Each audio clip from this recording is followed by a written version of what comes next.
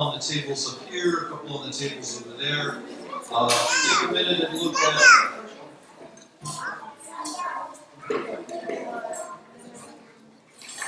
Okay.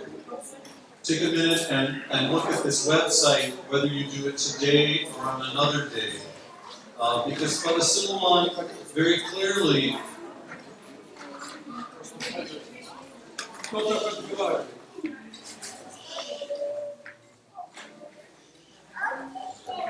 Father Siluoan very clearly has on his website how we can support the mission. One very simple way is to just put some cash or checks made out to St. George, and we'll transfer them, put them all together, and put them into where they need to go, into the basket that's right up here. This is one way we can do this today and make some help. But one of the best ways would be to simply make a recurring donation, $5 a month, to help Father Siluoan, or $10 a month to help him so that his mission will know that a year from now it will still have support. And the donation that has been made here, he doesn't have to fly back to the United States, very expensive trip, and make all of the effort to come here and visit us. And so we need to try and make a commitment to Father Siluoan and to this mission in the Philippines. So we've already introduced Father Siluoan, but I just want to take a moment to tell a little bit more.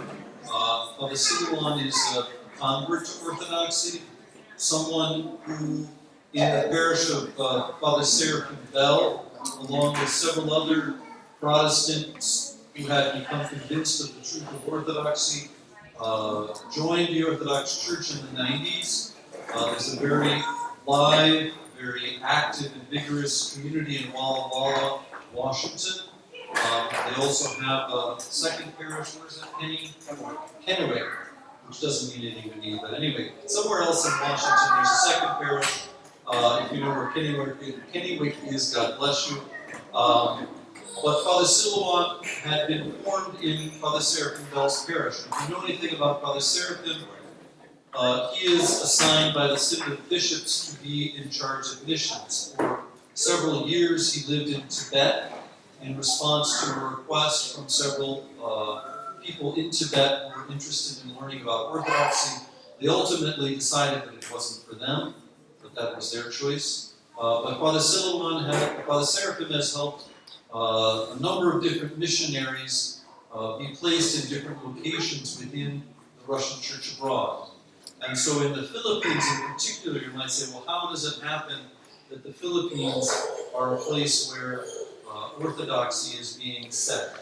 And by the way, let me just stop for a minute. Светлана, вы у нас останетесь немножко? Нет? Уезжайте. Тогда все русскоговорящие, если можно, скажем, с Сергеем Колопатым и Сашей Кравцов, я вот буду перевести для вас, или Наташа Кварт, вы хотите перевести? Сможете? Да, сможете. Вот, Наташа, пересядьте, вот там, где Светлана.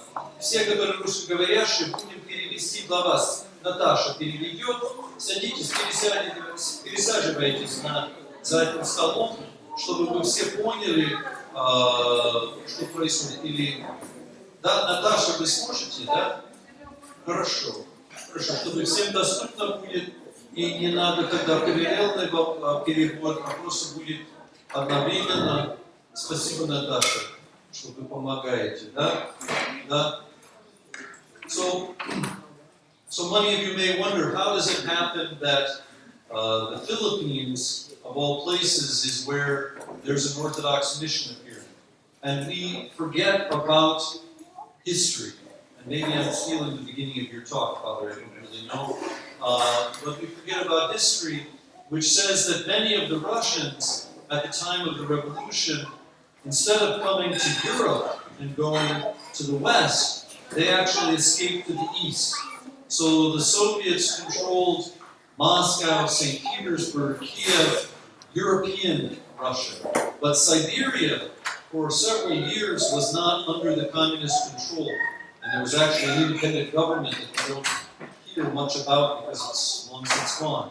But many of the Russians who were loyal to the Tsar, who didn't want communism, escaped into Siberia. And then when that area was attacked by the Soviets, from there many of them moved into China. There had been a long-standing trade relationship between China and Russia, and so particularly in the city of Harbin in China, there were many Russians. There was a large colony of Russians that for many generations had been in Harbin. The Chinese, this is just a little footnote, had a history of not allowing trade in their country, but at certain points they allowed it. So Harbin was one of those for the Russians. And so when the revolution continued to spread into Siberia, many of the Russians retreated from Siberia into China. And then, unfortunately, a decade or so later, there was a revolution in China. And many of them left communist China. And where did they go? They went to different places. Some of them were accepted into Australia, into New Zealand, into countries that we know. And we have many churches in our church abroad in those territories. But some of them ended up in the Philippines. They got on a boat, they left China, and they stopped at the Philippines. And the question was, where can they go? And with them was their archpastor, their bishop. His bishop was St. John of Shanghai and San Francisco. At that time, he had been a bishop in China. So this is before he becomes bishop in Paris, before he becomes bishop in San Francisco. He had been bishop in China, in Shanghai. And so he went with his flock, and they stopped in the Philippines. And the question was, who was going to accept them? And so for a very long time, I think over a year, right? About 3 years, there was a whole group of Russians who lived in the Philippines. And St. John, by his prayer, saved these people. They were in a particular island, a particular place where it was very dangerous. And there was a... I'm sorry?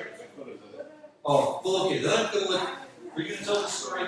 Yeah, that photos in it. Okay, I'll let Father tell the story. I didn't know that he was going to tell this. So, anyway, St. John helped many people, and so there were Russians who stayed and prayed on these islands. They've since left. Many of them came to the United States. But several years ago, in remembrance of this, there were several local Filipinos who asked for help. And Father Siluoan has answered this request to resume Orthodox liturgy in the Philippines. So I'll shorten that introduction. Sorry for taking some of the story, Father. You tell us the rest and show us the pictures. But so Father Siluoan has picked up this call and been living in the Philippines for several years. So let's welcome him and thank you for coming.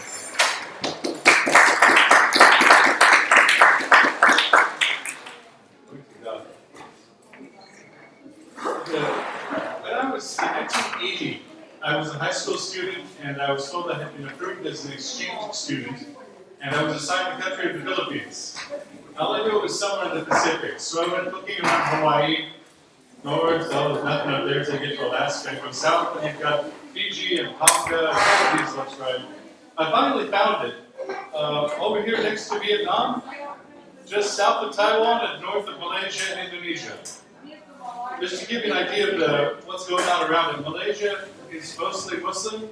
Indonesia, all of this, is the largest, geographically largest Muslim country in the world. About 1200 AD, Islam had been bouncing along the bottom of Asia. About 1200, it hit the Philippines and ran out of islands, so that's where it stopped. So I'm in the Philippines now. It's 1980. I'm attending a Catholic boys' school, and I'm not a believer in anything. I was raised without any religion. And I did not become Catholic, but I did hear the Gospels, the 4 Gospels, and I encountered this person, Jesus. Did you know that some Christians believe Jesus is not dead? I had never heard this. So after reading the Gospels a bit, I encountered the teaching and life of this Jesus, and I wanted to know more of him.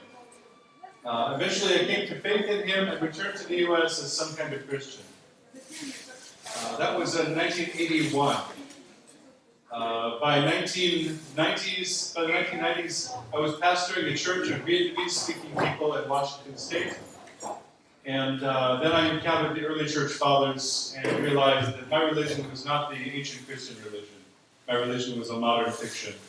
So I resigned from everything and became a catechumen in the Orthodox Church. So about the Philippines.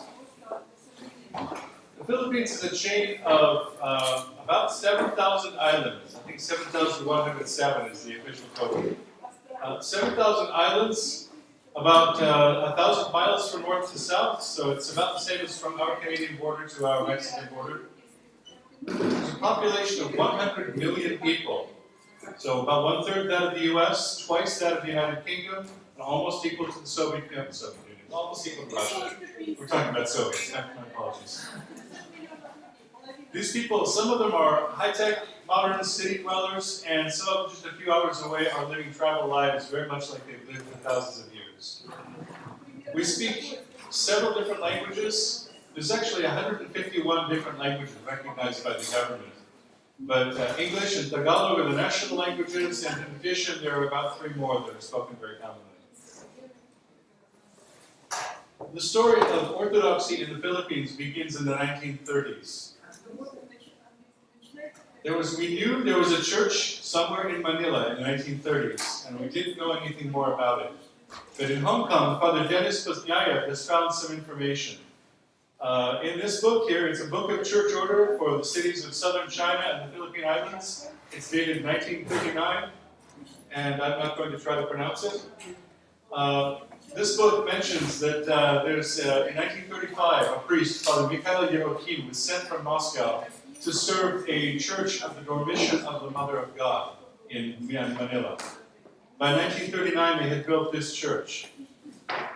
They were there until World War II, about 6 years later, when the church was destroyed in bombing and the community scattered. Orthodoxy disappears from the history books in the Philippines for a little while. But then in 1949, when the communists came to power in China, the Russians in China needed a place to go. The ones in Shanghai asked for asylum anywhere. The Philippines said, yes, you can come. They set aside a former U.S. military base on the island of Tubabao. So we have some of the people arriving here. They came over a long time from China in a series of leaky, rusty old boats. By God's mercy, they survived the trip to the Philippines, where there was a broken former military camp and not much else. They unloaded a total of about 5,500 people there. Here we have St. John inspecting the camps. St. John was there for about 3 months before he went back. He went to the U.S. to begin negotiating with the government to try to get permission for the Russians to move to the U.S. He testified before the U.S. Congress at one point.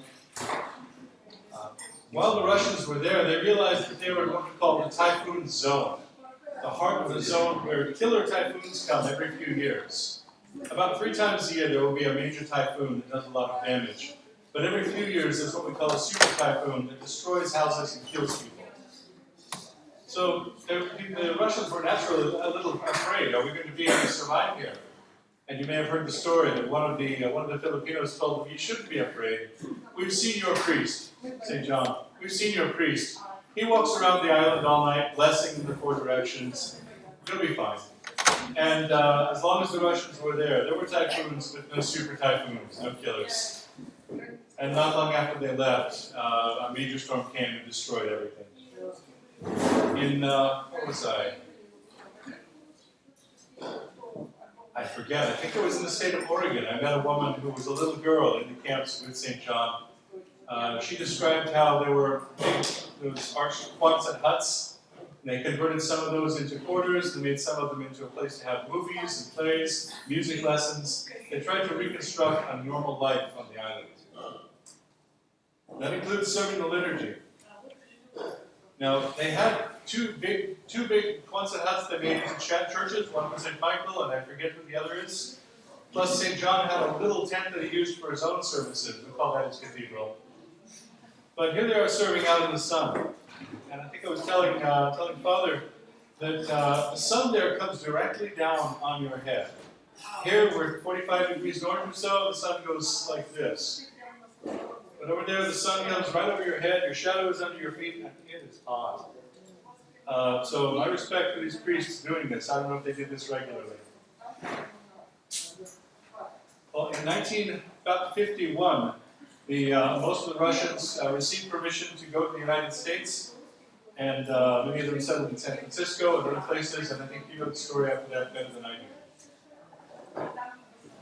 The Russian church doesn't show up much in Philippine history after that, but in the 1980s, some wealthy Greek shipping people wanted to have a church, so they asked the Ecumenical Patriarchate to send them a priest, and they built a very beautiful cathedral for the Annunciation in Manila. They now have a Hong Kong metropolitan who is head of their mission in the Philippines, and they have, I think, 3 churches now outside of Manila. Also, since the 1980s or 90s, the Australian Antiochian diocese has been receiving various groups of converts. That's gone good and bad. As a newly Orthodox person, I kept reading about this and praying that God would prosper the Orthodox people in the Philippines. But it seemed that they kept starting and then something would happen. The leader would quit, the leader would leave the faith, something would happen, and people kept scattering. The man on your left is, at the time he was Dr. Philip Balingit. Dr. Balingit was a professor at the University of Santo Tomas, one of the world's oldest colleges. It's older than Oxford, for what that's worth. He became Orthodox at the cathedral in Manila, but he wanted to see if the Russian presence could be reestablished in the Philippines. So he met with Metropolitan Hilarion and was tonsured into monasticism, and was blessed to try to revive the Russian mission in some fashion. So we see him here. By this time he's a monk, and he's teaching the people at the island of Cubaba about the saints who lived in their midst. A few years later, when I was there, I met an old lady who remembered the Russians from back in the 1950s. She said that all the Russians were giant, tall people, but your bishop was just the right size. The Filipinos in Cubaba were very glad to hear that they had a saint living among them. Father Philip was able to do some catechism here, in another island nearby, and down south in the island of Mindanao, where I now live. By August or September of 2013, there were 2 communities of people who were asking for baptism. They had written a letter saying, we want our communities to be received into the Orthodox Church, and we want to be in normal Orthodox parishes. So, at the time I was a deacon, my priest, Father Seraphim Bell, responded, and I came along to say Amen. So we were able to have baptisms and liturgies. This is us in near the town of Palo, baptizing 11 people. Number 11 is actually behind the camera. You can count, there's only 10 of them there. These 11 people we baptized in the ocean, and then we moved on to the island of Cubaba to serve the liturgy there. This is us on the boat going to Cubaba. It's a very short trip from the big island of Samar behind us, or Leyte behind us, to the island of Cubaba. In front of us is a man named Father Saba, whom the Antiochian metropolitan had ordained to the priesthood, but had never trained or assigned him to a church. So we had the privilege of helping Father Saba learn the liturgy and begin to fulfill his calling. We came to this chapel. Father Philip had gathered some money from people in the U.S. and Russia, and the people on Cubaba who were not Orthodox built this chapel because they believed in it, and Father Philip gave them the instructions on what they wanted. So this is how we build our houses. We use bamboo for the walls. We have palm thatch for a roof. Open windows so you get fresh air. It's very simple. Here's the inside of the chapel. This flower was so beautiful growing up through the concrete slab that they just built the chapel around it. This is as close as they could find to the location where St. John had his private chapel. So we assume that this is our continuation of St. John Maximovich's private chapel. There we served the first Divine Liturgy in 62 years at Dubava. After we met with this community for a little while, we moved down to Mindanao and met the group at St. John Maximovich Community, which is where I now serve. Again, the church is built just like our houses, out of woven bamboo, wood beams, and a thatch roof. After we finished the liturgy, we baptized people here. We returned to the United States, and I began to wonder, how can I be of service to the Philippine church? I thought maybe I could gather money and travel over there a few times a year to teach. But my priest and Archbishop Kirill and Metropolitan Hilarion eventually decided that what these people need is not a visiting deacon, but a resident priest. And I was self-employed, unmarried deacon, so I seemed a logical candidate. Also, I spoke a little bit of language. So, by God's mercy, I was able to make some pleas on the internet, raise some funds, and travel to Santa Maria to live with this group here as their priest. Father, what year was it? It would be 2014. So some scenes around Santa Maria to give you an idea what life is like there. This is a member of our parish. He makes his living driving this tricycle. Just like a BMX kid's bike with a sidecar. And for 10 pesos, about 20 cents, he will take you anywhere in Santa Maria. If you've ever wondered what your old compact discs are good for, there you go, they're reflectors. If you want to go further or you have more people, you can't ride all on a little tricycle like this, so we take a jeepney. The reason these people are hanging off the back over here is because the inside is completely sardine full of human bodies. He hasn't left yet. He won't go on to Melita until the top is filled up, though. So, luckily, safety is not an issue in the Philippines.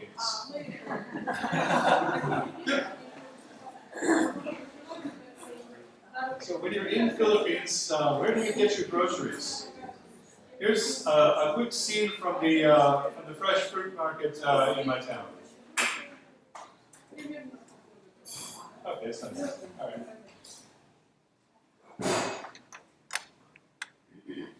Finally.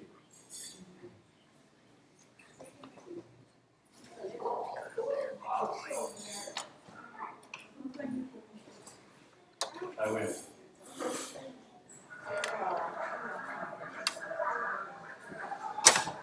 So we have fruit, we have vegetables, kids, lots and lots of people. Also clothing. Anything you want to buy to wear, you can get it right here at the market. If you're so inclined, there's an air-conditioned store back there if you want to be really uptown and stylish.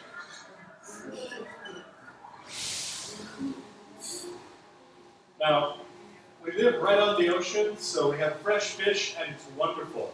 If you haven't had fish that was in the ocean 5 minutes ago, you haven't had really good fish. But we also eat a lot of dried fish. For the poor people, that's their main protein. Here is the dried fish market. You can buy it in different kinds, different shapes, sorted by species. Or just buy it in bulk and pile a kilo of dried fish into your bag. You can either eat this as a crunchy chip, or you can boil it and you have sort of a soup that you pour over rice. This is what the poor people eat in our town.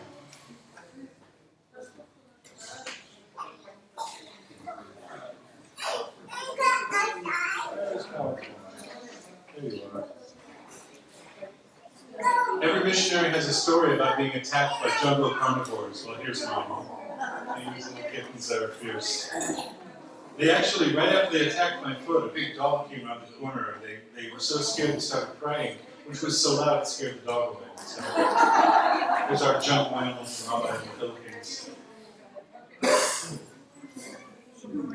So while I'm doing video, I'd like to take you on a quick walk through the chapel.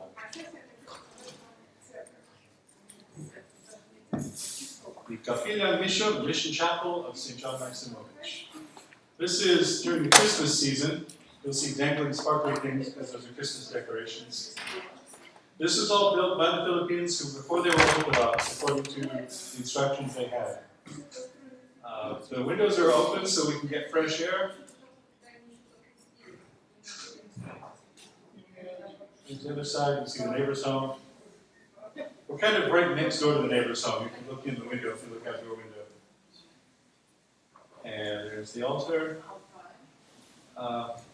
So we have one of everything you need to serve the services, as far as the building goes. Now, I had told some friends that I was going to the Philippines. A friend in Romania wrote to me and said, I might be able to pick up a few things for you that would be helpful. I said, sure, why not? So he went to some monasteries and asked for a few things and said he was sending me a package. Oh, thank you, glory to God.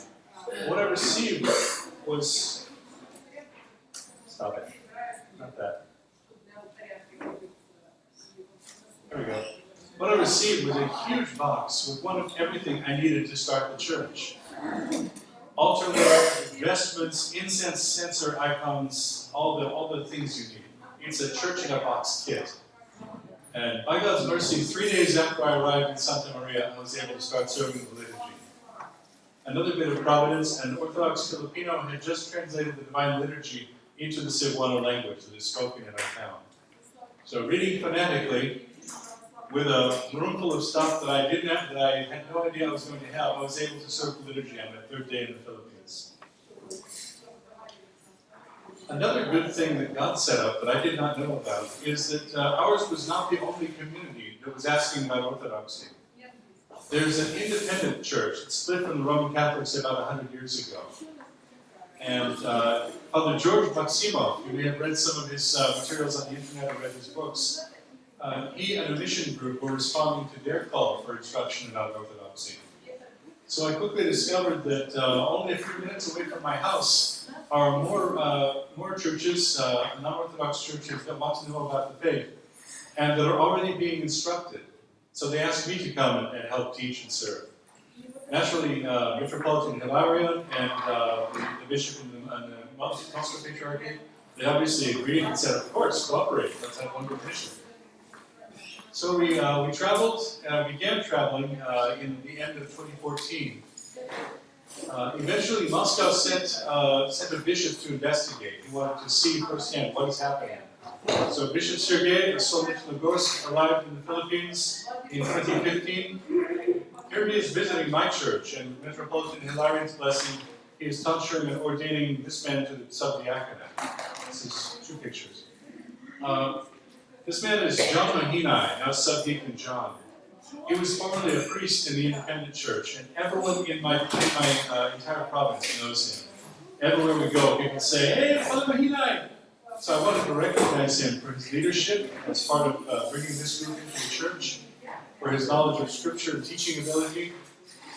We'll see what God does in the future. But it was also a blessing for us to have a bishop of the Russian Church in the Philippines for the first time since St. John. So this is us after the tonsuring, after the ordination outside the church. You'll notice there's a few more people. Beside the bishop over here is Father Philip Malingit. I'm not sure who some of these are. That's Father George Maximov. And this is Father Kirill Shkarbul, who is the Orthodox priest in Taiwan. He is now head of the Moscow mission to the Philippines. This church served us well for about 2 years. You have to replace that thatch roof every year when we start leaking. But after about 2.5 years, the whole building started to leak. The walls were not all that solid. And I thought, if I had to replace the roof and the walls, I want to replace the whole church. So I asked for some money from the US and received a total of about $5,000, which enabled me to build a new church. I'm sure your budget was quite similar here. So the new church, I wanted to go for something very much a Russian church with all the lovely gingerbread and things, but we didn't have any way to do that. So instead, I did this, and I will show one more video. Here's a walk through the new church. This is just last month after Bright Monday.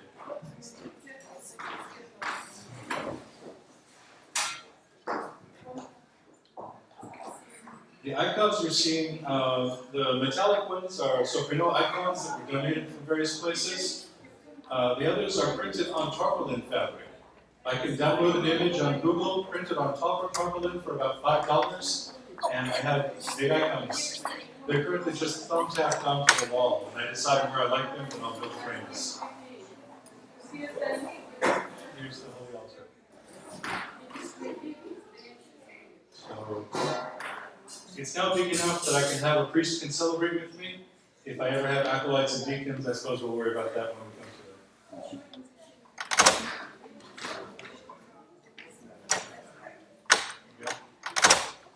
Here's a view inside the altar during Mass. Up here is a gigantic epitafio, Lashanica. It was donated from Romania. It's made for a cathedral-sized altar. My holy table is nowhere near that big. But it makes a lovely wall hanging, and we'll use it on Holy Friday, Holy Thursday, to enter the church walking in the Lashanica. And this is me during, I'm guessing probably during Holy Week, or yeah, based on the colors. I included this one because the Church of St. Herman in Langley, British Columbia, donated to us this censer, which had already been used for 40 years in their church. Also these lamps and a number of other icons you're seeing here. These two gold icons up here. I was in Romania, got dumped a bunch of money on this, and I had an invitation to visit monasteries in Romania, so there we go. In Romania, one of the monasteries invited me to plunder their bookstore. So walking up with an armload of basically robbery is wonderful. As I'm walking to the car, the nuns came running out with these two costly icons saying, "Father, you forgot, you must take these back to the Philippines also." So this is our star iconostas. Over time, we will begin adding more icons as more icons are either painted or produced for us. And I'm sure eventually the holy doors and the whole thing will be covered with icons. But this is our starter. Father, is this one of the pieces that you sent to us? It actually might be. It's a beautiful set of Lenten red black vestments. I've been really happy with the lovely vestments I get to wear, and other people contributing them. So, we had a church in Santa Maria, and we had people all over Mindanao, the big island in the south, asking for construction. So, as I said, we took the show on the road. This is me teaching at the City Hall at Paito. We just got a big conference room. The City Hall said, "Sure, if you want to teach, go ahead and use it." And we put about 200-300 people into this room. You don't see the audience in this picture. Here's me making some bizarre emphatic gesture as I'm making a point. We taught in City Hall, in auditoriums, in churches of all different sorts. Here's a more typical chapel out in the rural areas. It's just a roof, a back wall, and some benches. This would be at Malibatuan. The man in the white shirt there, Moses, is now an Orthodox layman. He was one of their priests. Like most of the priests of this diocese, when they came into the church, they were received as laymen and gave up their income, their prestige, everything. So much respect to them. We gave them an Orthodox icon to go on their back wall. Over here you see Catholic Jesus. I think this is Catholic St. Vincent Ferrer. And this is baby Jesus, the Santo Niño. You should understand that Filipinos have very little catechism. Many people will tell you, we know there's Mama Mary and there's Papa Jesus. Are they married? We don't know. They're together in some way. And then there is Santo Niño, and that'd be their baby. We don't know. I have people who joined my church, former Roman Catholics, asking me, what is Santo Niño? Why don't we have him? And I can tell them, we have him, he grew up, he became Jesus Christ. We do have a canonical icon of Christ Emmanuel, which is the icon, if you see it, has got many prophecies about the coming of Christ. But we don't have a sentimental baby doll Jesus. Also, these vases are bottles of kitchen dishwashing liquid. They're beautiful, that's what they have, so that's what they put in the church, thank God. After about a year of traveling, catechizing, teaching, we had done all we could do, so it was time to begin baptism. And these are probably the photos that you've seen on the internet of mass baptisms. This is 127 people at Kiamba being baptized. If you can imagine me, and you can just see Father Stanislav Rasputin here, we're starting on opposite ends of a line of people, and we anoint them. The servant of God is anointed with the oil of joy, they follow the Son and Holy Spirit, the great faith, healing soul and body, for things. That's one. We go to the next person. We've done the entire line of people, now we go in the water and begin baptizing each person one at a time. I hope your name tag doesn't fall off because I don't remember what your name is. After that, we begin chrismating, then we have the haircut, then we have washing off the chrism. We started at 4 in the morning when we left their town to go to the ocean. Now it's 1 in the afternoon. We are done. We're heading back to the church where we're going to serve the Divine Liturgy. So first, more baptisms. And here's an inland baptism when there's no ocean. But here's the Divine Liturgy. For many people, the first time, well, they may have seen the Divine Liturgy, but this will be their first time receiving communion. This church, however, St. Joseph Church, is no longer an Orthodox building. It was formerly a building of the Independent Catholic Church, and about half the people in this congregation became Orthodox. And there's a big conflict. Everyone says, but we built this church. Well, we built this church. So in this case, we lost the fight in the court, and this building remains an occupied Independent Catholic Church. But there is now an Orthodox Church of St. John Maximovich in this town, and a newly built church of St. Nicholas is almost complete. So the people moved on with no place to meet. They met in houses, and by God's mercy, we're back in business. That's the case in many towns. About half the time, when a parish did not convert 100%, we would have a conflict over the building. And sometimes the court would award the building to us, and sometimes to them. Here in the former Independent Catholic Church in Arakan, this is Anastasia Rasputina, wife of the priest I pointed out earlier. She's a fantastic teacher. She's teaching our people how to do Sunday school for the children. And we don't do Sunday school during the liturgy. I want the children in the liturgy so they can learn to stand, they can learn to sing, they can learn to worship and receive properly. But after the liturgy, or on another time, we have children's classes. In my church, that's we call it Kids Club, and it's on Saturday. As Matushka Anastasia taught us, we teach them silly, simple songs. As an example, you know how to make the cross. Well, if you were raised Catholic, you make the cross something like this. Your hand may be in any old position, and you make a little cross. I think they go in that direction. I tell people, the devil is not afraid of banjos and ukuleles. If you come up to an icon in the church and you go, yeah, that's playing the banjo, that is not making the cross. So we teach the children, Father, Son, Holy Spirit, holding the hand, because there are 3 persons in the Trinity and 2 natures in Christ. So our children sing a little song that goes, Satanan sa Amahan, Usa Espiritu Santo, Antimaan sa Cruz. May tulog ang persona, duha ka hinariyahan, Santos nga riniraruan sa kami. Father, Son, Holy Spirit, 3 natures, 2 persons, Holy Trinity, save us. That they can learn and remember it. They like to sing the same song again and again, which is fine. I cannot go into a secular school or a Catholic school and tell everybody, y'all are doing it wrong. But a 5-year-old can do that. So our kids, after Kids Club on Saturday and church on Sunday, they go to church on Monday, and the teacher always begins the class saying, the name of the Father, the Son, and the Holy Spirit, they go that way. And the ortho kids are the ones going, you're doing it backwards. Also, you should make it big, head and tummy on both sides, and hold your hand correctly. Don't you believe in the Trinity? 5-year-olds can say these things, and nobody can punish them. Well, this is in a church, I forget what it was dedicated to as an Italian church. But here it is after they became Orthodox. This iconostas is made mostly out of plywood, and again the icons are printed on tarpaulin fabric. The main cost was the concrete stairs. But someday maybe we can make something out of hardwood and have hand-painted icons. We need to train some iconographers or something. But in the meantime, by God's mercy, we have a beautiful iconostas in a recognizably Orthodox place of worship. And when we serve there now, it's just an Orthodox church. Here's another one at Polomolo. If you buy gold pineapple, if it was sourced from the Philippines, then chances are members of this parish picked your pineapple. The pineapple plantation at Polomolo is where almost all the members were. Again, it's a simple wooden iconostas.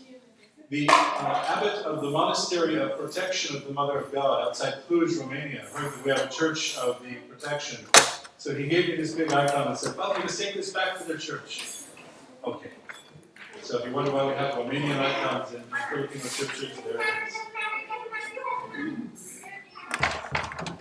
And this is our mission center in General Santos City. It's a converted house, so this portion over here is an altar. We can have divine liturgies. But this is a missionary training class, so a missionary boot camp.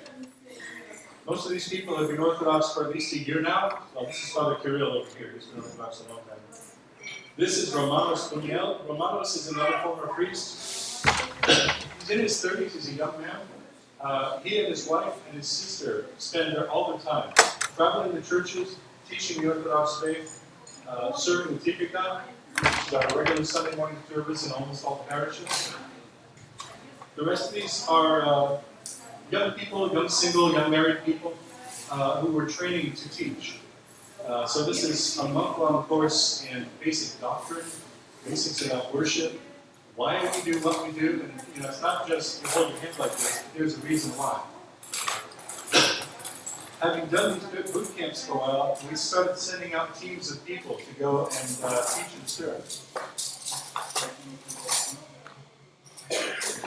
This is a group that went to a place called Daan Bantayan on the island of Cebu. We're all down here in southern Mindanao. Here at northern Cebu, at Daan Bantayan, there's a Protestant pastor who sent us a message saying, "Would you send us teachers? We know that we made up our religion. That's obvious. We know Rome is not the church. Maybe you are the church. Come send us teachers."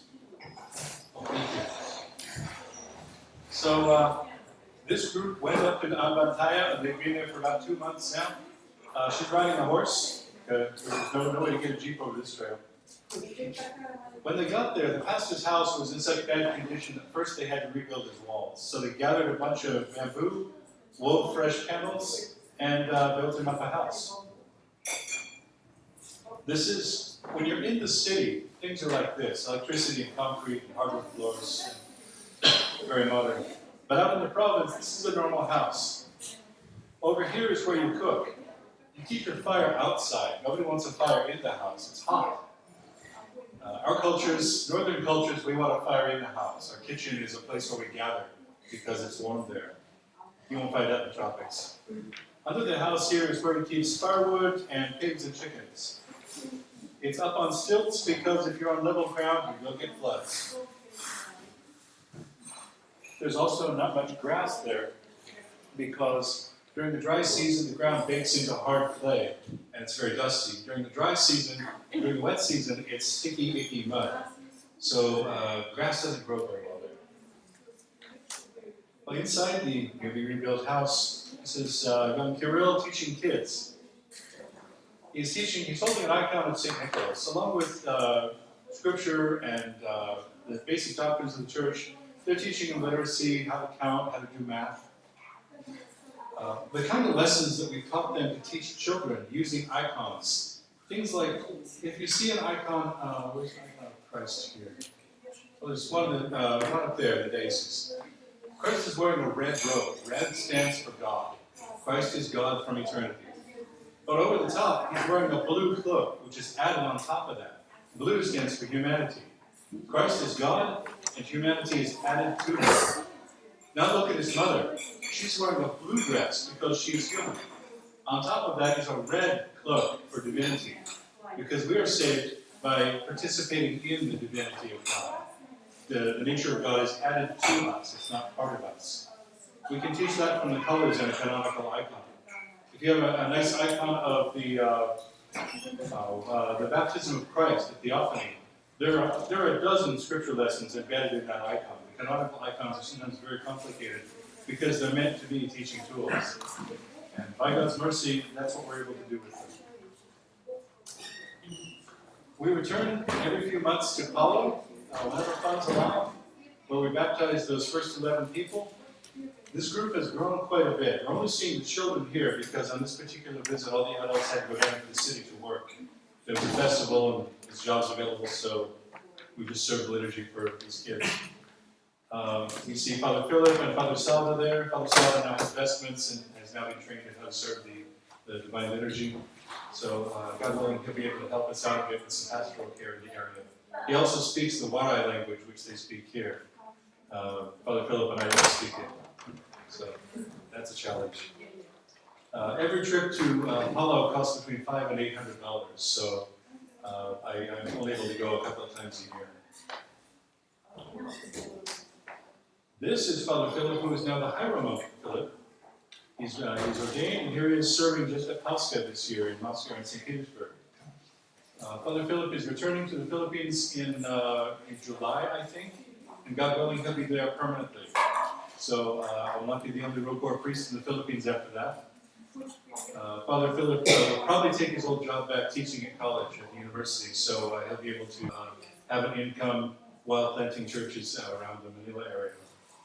Incidentally, he and his sister previously attended an Antiochian church in Manila. We have a very good relationship with the Antiochians there.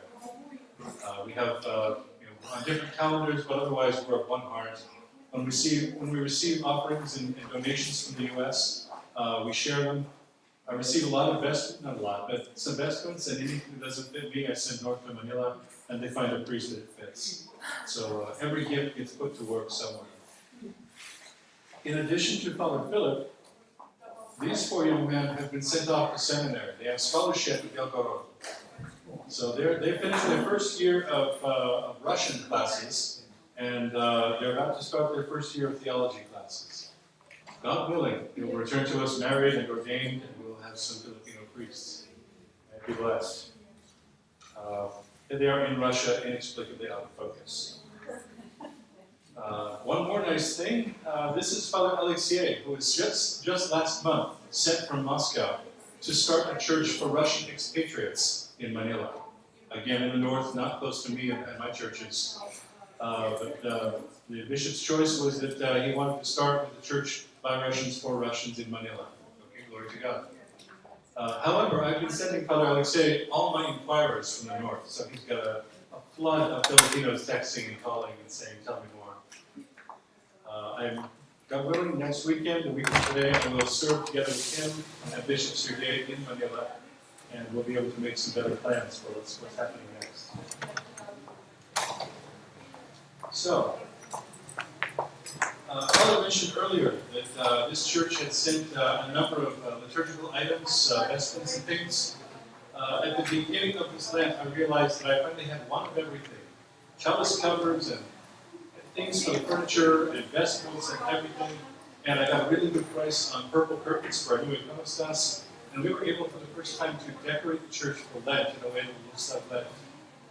And pretty colors are not the heart of the gospel. They're not the most important thing. But they teach in a non-verbal way. Something was different during that season. Then at Pascha, everything was white. At Pentecost, everything was green. You may not notice it consciously, but you walk into the church and something's different. So by God's mercy, we now have purple. I have a pretty full set of green things, and we'll see what else comes in. God is good. The services that we hear, you hear the choir and the readers singing for the saint of the day. They're singing from the book called the Maneum. There's a Maneum volume for every month of the year, 12 of them, and they cost anywhere from $75 to $150 each. So I would never ask anyone to just shell out a pocket for all 12 volumes, unless you want to. But what we have been doing is asking parishes and families if someone would be interested in buying one volume of the Maneum. On our website, you'll find a big button for buying Maneum volume. Should that be of interest.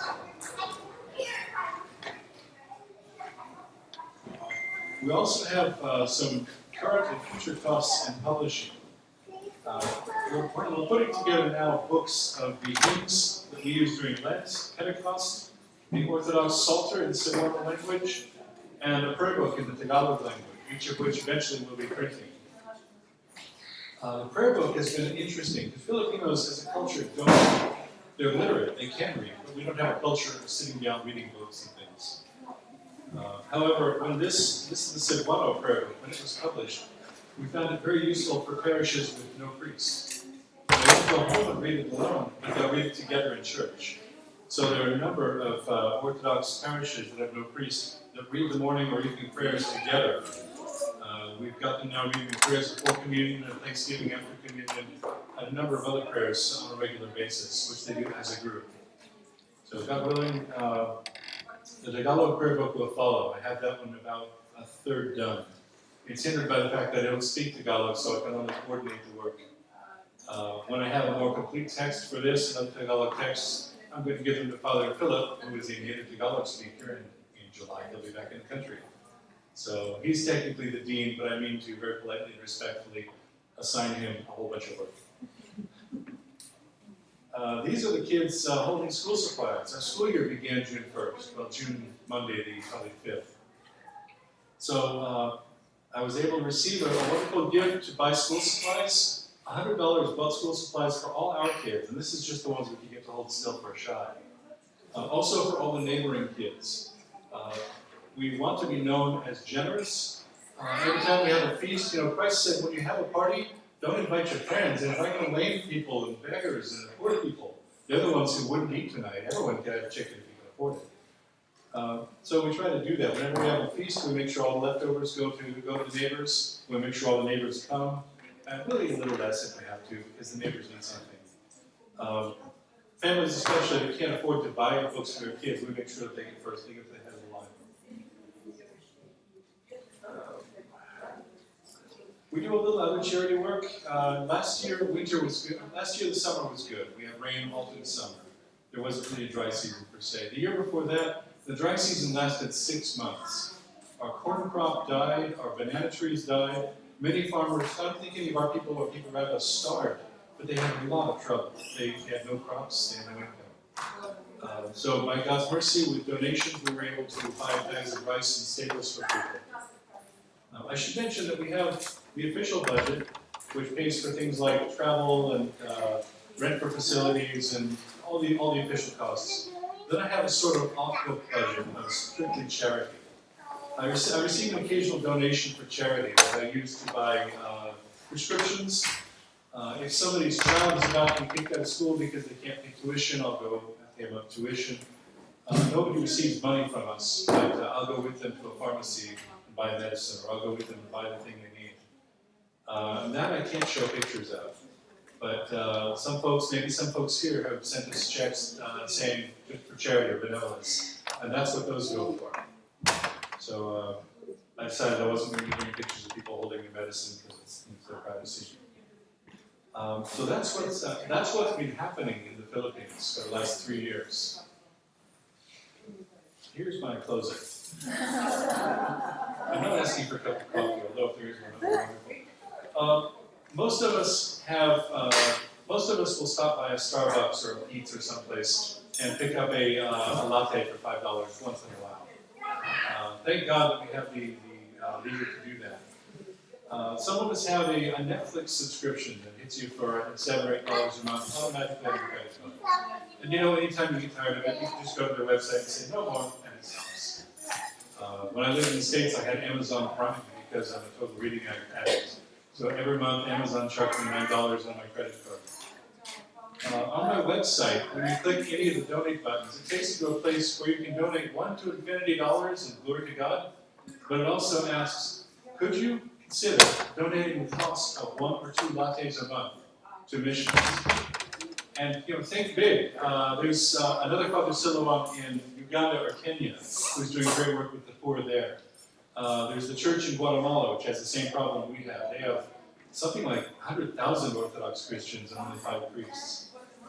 So choose where God leads your heart, but consider maybe putting the cost of 1 or 2 lattes a month, $5 or $10 a month, into missions. Should you choose to do it through the Philippine mission, my website will have donate buttons everywhere you look. Let's see. There are a few people who are supporting us to the tune of $25 or $50 a month, and I'm overjoyed. But the nice thing about a $5 or $10 commitment is it doesn't put a big dent in anyone's pocketbook. Should the children need braces or you crash the car or something, it's not a problem. Yeah, and if you decide that financially you have to stop it, it's not the end of the world of the mission. If I had 5 donors giving $100 a month and one of them had to stop, that would be a huge hindrance for us.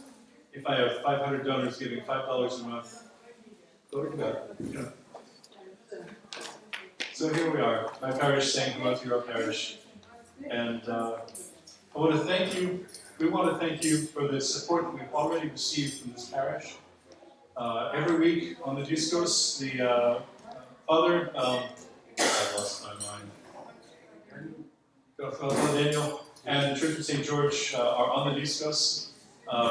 If anyone would like to have their name commemorated, please just give me your name. I'll be happy to add you to our list. And we are thankful. I teach people that when they receive a gift, here's where it came from. This icon, if I know, it came from the Church of St. X in Siluoan. And in your daily prayers, ask prayers to ask for salvation in your family, in your country, and remember the church that sent this to you. So you have an army of people praying for you by name in the Philippines. And thank you, and may God bless you, and may God reward your generosity.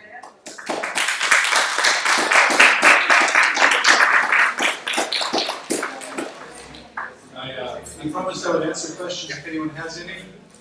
If you need to leave, don't let me keep you. But I will stay as long as people want to ask questions. Do you have any questions for Father? Actually, let me just say this. Our donations at this moment are at about $750. We'd like to get up to 1,000. We'd like to make a little more than that. So while you're listening to Father answering questions, consider taking out your checkbook and adding to the total of what we're going to donate. Father, Melissa? I'm curious about the music. I'm curious about the type of music that you have. What style is it? How do they learn how to sing certain music? Well, we're poor enough that nobody has musical instruments, so nobody reads music. When I got there, I taught them the simple tone one from the 1812 overture. Everybody knows, "O Lord, save thy people, bless thine inheritance." If you can sing 4 notes, you can sing that. So I taught them that, and we began singing the Divine Liturgy with every single thing in tone 1. And over the last few years, we've substituted in more stuff. For the 8 tones, we're using the most basic Habakkuk melodies there are. They're not the most beautiful, but they're easy to learn. That's why they exist. I've also thrown in a couple of things that Orthodox 3/4 cherubic hymn, which is not my favorite, but it's very easy to learn. And a couple of Byzantine hymns, just because there's some songs that have to be sung Byzantine because I say so. God willing, in time, we'll learn some special melodies. But each one I have to teach by just repeating first line, first line, first line, second line, second line, second line. Now let's sing first line, second line. And if it's a special melody with more than 3 lines to it, then we get really confused. The folks who come from Moscow are teaching slightly different, but mostly the same things. So, Father, I know that in Russia there are several seminaries which specialize in missionary work. Is this where the missionaries coming to you are coming from? We have Father George Simov. I don't exactly understand what his job is in Russia, but he's a deacon attached to a priest now attached to a church in Moscow. As an auxiliary priest. He has a TV show, I think it's What Local. He has magazines and publishing, and then he also spends about half his time traveling around Asia, just speaking and teaching in missions. So he's one of the priests who comes. Father Kirill Shkarbul has a church in Taiwan. He comes every month or 2. And the others are just priests who ask and receive a blessing and funding to come. We have occasional laymen who come as missionaries.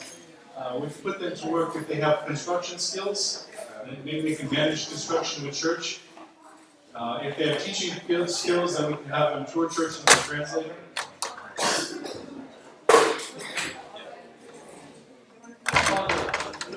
About the services, the rule of the services that you conduct. You conduct the full, track services, you shorten them. Well, I try to do the full Divine Liturgy cover to cover. Everyone abbreviates somewhere, but I try to do as little abbreviation as possible because it's always easier to cut things out than to put things back in. If you look at our services historically, we keep pulling out long psalms and putting in short choruses instead. So I'm trying to make sure that Divine Liturgy at least is served in full. When I return, I have the unchanging texts of Great Vespers translated, and the 8 tunes for Saturday night are translated. I don't have the Maneon, but I can do what I call with 7 verses, and we'll just do it with the tone of the week only. And again, it will be the full service of Great Vespers. Although we'll be serving it as a reader service for the first year, because I think people need to know the music before I can walk away and start sensing or something. So that's what I've been trying to do. We have a Moleben, working on the Paraclesis and the Akathist now, and the hours. So as much as possible, we're doing unabbreviated services. The legacy that I hope I can leave behind is Filipino churches with a normal liturgical life, which their liturgical life as independent Catholics was 1 hour of Mass on Sunday and that's all. So we're already starting out with what they think is an ascetic labor by having 2 or 3 hours on Sunday morning. And I'm about to ask them for an hour on Saturday night, and they have no idea what's coming. We did for the first time, we did the Royal Hours of Holy Saturday as our Royal Hours of Holy Friday as our Holy Week service. If you can imagine having Holy Week, you don't have any services in your language, or in any language that anybody understands. So rather than have me stand up there and babble in English for 3 or 4 hours a day, we've been doing the services we can do. This year we did the Royal Hours, which normally takes about 1 hour and 10 minutes or so to read through all 4. It took us about 2.5 hours because it was all new to them. The whole concept of standing, reading psalms. I sang most of the antiphons, and to them it was a real ascetic struggle. So that in their way they entered into the spirit of Lent a little bit.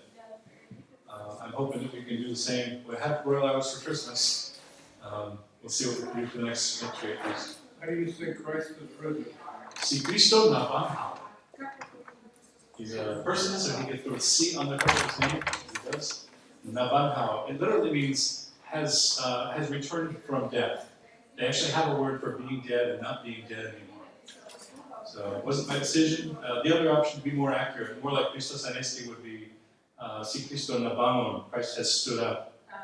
But it was already made the decision that we'd sing Cristo nabangon. So, okay. Yeah. So even though we had the lead taking a hospital, we sing Si Cristo nabangon gikan sa mga batay, nagmuntog sa kamatayon sa iyang kamatayon. Og naghatag kinabuhit sa mga salusaluhon. A lot of syllables.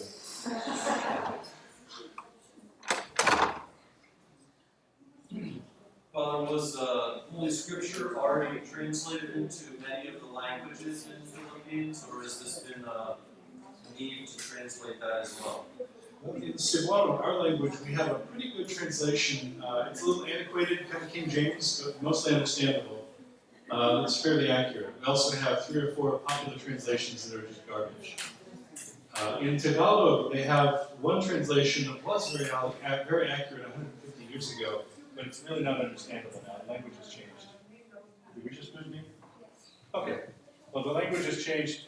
They have a number of modern translations that are really unusable as far as I'm concerned. When you take all the words that make it interesting and take them out, like cast the same in his teeth becomes he answered him. It's no longer memorable, it's not really accurate. I have found a translation of the New Testament, a translation of the whole Bible, that was a revision of the old and no longer usable version. Anyway. Well, that revised version is no longer in print.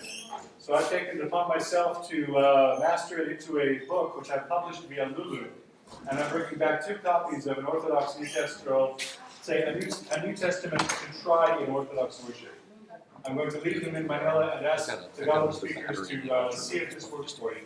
Is this understandable? So the short answer is we have Bibles. I'm working on a Psalter now in Siluoan that's properly divided into different things so we can use it in the services. That one takes a little extra translating because some of the Psalms have changed.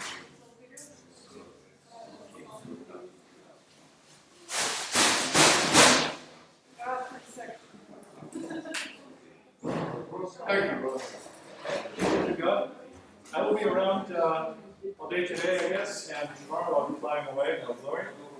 Father, are there services somewhere in the Philippines in Church Slavonic? In the city of Davao, we have a service once a month. It's in a mix of English and Slavonic. In the city of Manila, the Russian priest Alexei serves in Slavonic and English and Tagalog. If we have a group of Russians who want a liturgy, I would be happy to do a Slavonic liturgy. Nie хорошо мои словечки.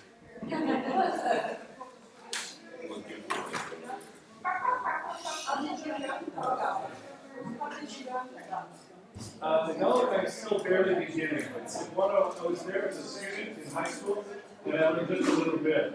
For the last 3 years, I've been in a place where there's very little English, so I'm immersed in it. And you have to learn. I take a few lessons also, yeah. The grammar is crazy but predictable after you know the rules, so.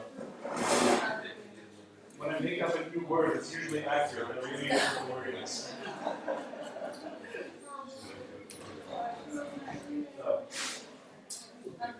I will be around for a little while. Again, thank you very much for everything. So, Father, it seems like we're